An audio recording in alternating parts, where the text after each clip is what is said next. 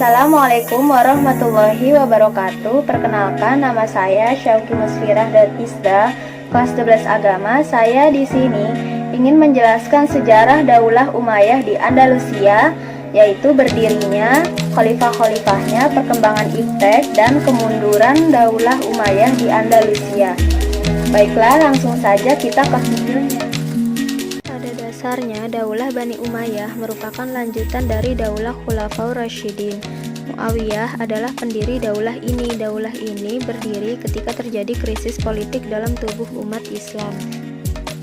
Adapun bentuk pemerintahannya adalah berbentuk kerajaan kekuasaan bersifat feudal, penguasaan tanah atau daerah atau wilayah atau turun-temurun.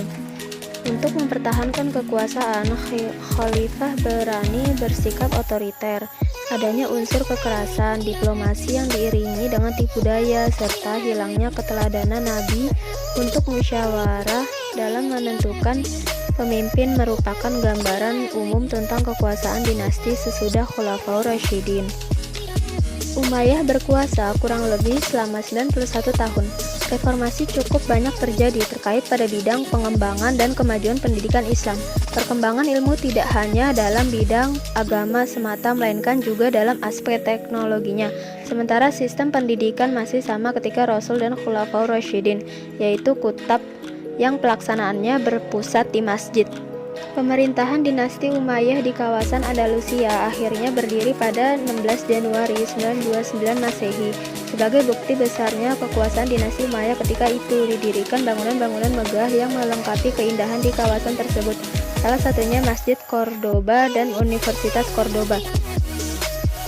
Khalifah-khalifah Daulah Umayyah di Andalusia yang pertama yaitu Abdurrahman Ad-Dakhil yang biasa disebut Abdurrahman I, masa jabatan 756 sampai 788 Masehi. Yang kedua Hisham bin Abdurrahman atau yang biasa disebut Hisham I, 788 sampai 796 Masehi. Yang ketiga Al-Hakam bin Hisham atau Al-Hakam I, masa jabatan 796 sampai 822 Masehi. Yang keempat Abdurrahman Al-Ausat atau Abdurrahman II, masa jabatan 822 sampai 852 Masehi. Yang kelima Muhammad bin Abdurrahman atau Muhammad I, masa jabatan 852 sampai 886 Masehi.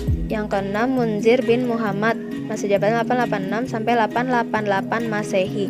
Yang ketujuh Abdullah bin Muhammad, masa jabatan 888 sampai 912 Masehi. Yang kedelapan Abdurrahman An-Nasir atau Abdurrahman ketiga, masa jabatan 912 sampai 961 Masehi.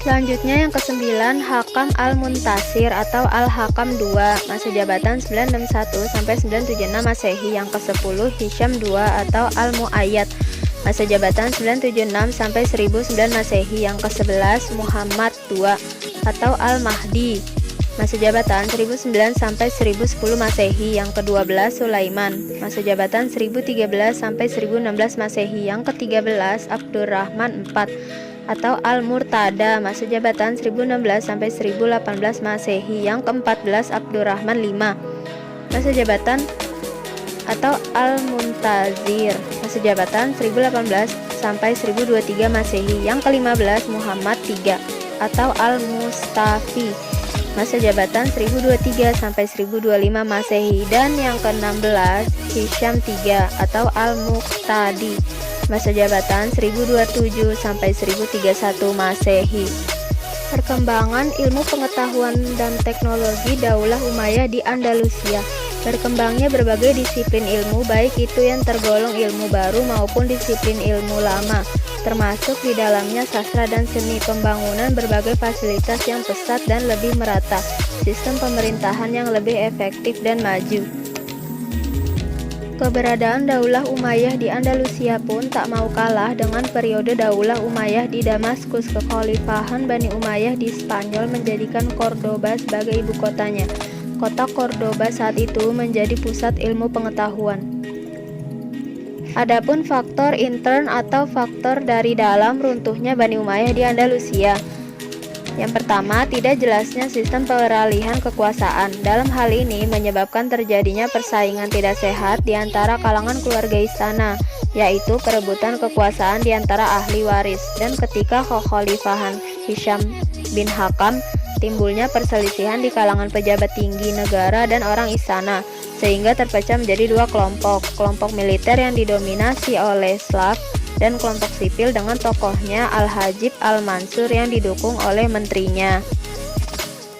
Yang kedua yaitu tidak adanya ideologi pemersatu. Dengan ini terjadi konflik politik sehingga timbulnya kelompok oposisi.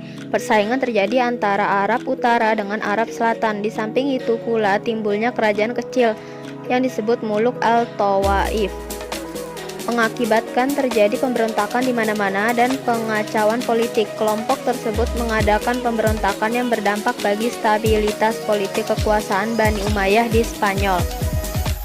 Yang terakhir yaitu para penguasa Islam cukup puas dengan penerima upeti dan tidak melakukan islamisasi secara sempurna. Tidak hanya itu, dilakukan pemerintahan tersebut, akan tetapi ketika melakukan islamisasi membiarkan mereka mempertahankan hukum dan adat kebiasaan orang Nasrani. Selanjutnya yaitu faktor ekstern atau faktor dari luar runtuhnya Bani Umayyah di Andalusia. Yang pertama, timbulnya semangat orang-orang Eropa untuk menguasai kembali Andalusia. Hal ini merupakan keinginan bangsa Eropa yang sudah lama terpendam. Mereka ingin merebut kembali tanah air mereka dari tangan penguasa Muslim. Akan tetapi keinginan mereka masih belum terlaksana, karena Islam pada waktu itu mempunyai kekuatan besar. Ketika kekuatan Islam melemah, ini merupakan kesempatan emas bagi sekelompok komunitas yang tidak senang dengan kedatangan Islam. Yang kedua yaitu konflik Islam dengan Kristen. Dalam pertempuran tersebut, Ferdinand dan Isabella melibatkan diri bersama 5.000 personil dengan mendengungkan perang suci.